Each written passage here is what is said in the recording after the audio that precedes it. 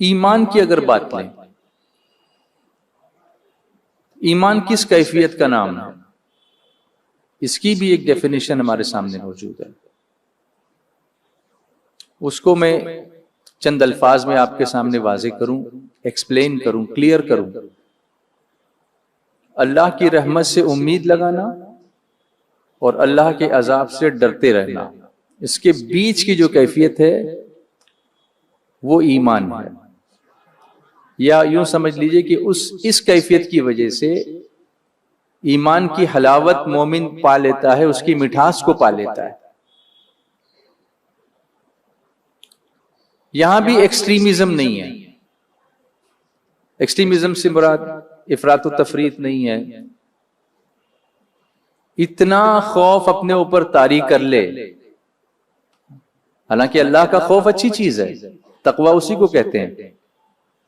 और मुत्तकीन की तारीफ भी अल्लाह ताला ने कुरान पाक में बहुत बयान फरमाई है। उनको अपना दोस्त भी बनाया है मुत्तकियों को। लेकिन चूंकि उसी ने ये निजाम दिया है, तो निजाम इतना खूबसूरत है कि वो डर इतना मुसल्लत नहीं करता कि रहमत से मायूस हो जाए बंदा। क्योंकि अंबिया और फरिश्तों के सिवा कोई मासूम तो है नहीं, और सारे उसकी रहमत के तलबगार हैं। तो इतना डर न हो कि बिल्कुल रहमत से मायूस हो जाए। लेकिन दूसरी तरफ कुछ लोग ऐसे होते हैं जो रहमत की उम्मीद में इतने आगे बढ़ जाते हैं कि फिर खौफ ही नहीं रहता।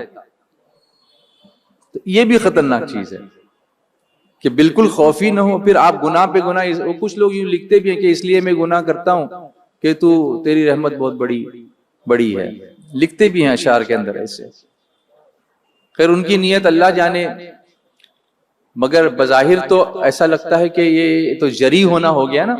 जरी होना समझते हैं, किसी चीज पर बेपरवाह हो जाना, बहादुर हो जाना बिल्कुल, कि अब मैं गुनाह कितने भी करूं तो माफी होने वाला है। तो ये एक एक्सट्रीमिज्म हुआ।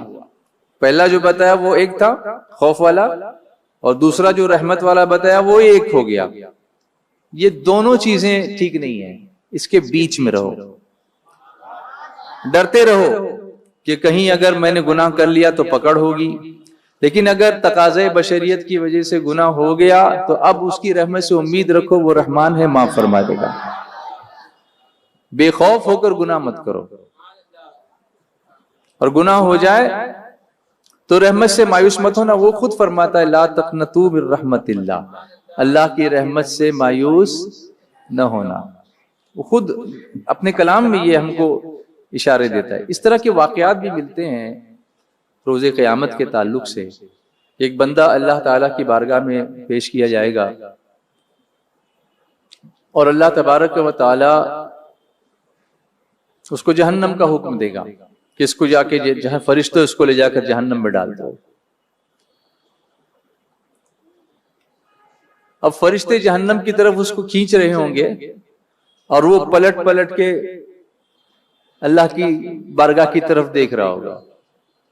अल्लाह ताला फरमाएगा, फरिश्ते इसको वापस लाओ मेरे पास। ए मेरे बंदे, तू ये पलट पलट के क्यों देख रहा है? तो अर्ज करेगा, मौला जहन्नम में जाने का तूने हुक्म दिया और तेरा हुक्म है, उसको कौन टाल सकता है तेरे सिवा। मगर पलट पलट के इसलिए देख रहा हूं कि मुझे अभी भी उम्मीद है कि अगर तेरी रहमत को जोश आ गया तो अभी भी तू मुझे माफ फरमा देगा। तो अल्लाह ताला फरमाएगा कि मेरे फरिश्तों, मेरे जिस बंदे को मेरी रहमत की इतनी उम्मीद हो, मैं उसको अजाब नहीं देता, इसको जन्नत पे दाखिल कर दो। सुभान अल्लाह। अब देखो, उसको जहन्नम उस पर वाजिब हो चुका, अल्लाह ताला हुक्म फरमा चुका, उसके बाद भी उम्मीद लगाई अल्लाह से। इसलिए आप याद रखिए कि इस्लाम जिसके दिल में बस जाएगा ना, उसको कभी डिप्रेशन नहीं आता, उसको कभी डिप्रेशन नहीं आता। हम मुसलमानों में डिप्रेशन के केसेस बहुत कम हैं, और अगर कोई ऐसा केस है तो वो दीन से दूरी की वजह से है, दीन से दूरी की वजह से। कई आयतें कुरान पाक की ऐसी हमको उम्मीद देती हैं, तसल्ली देती हैं।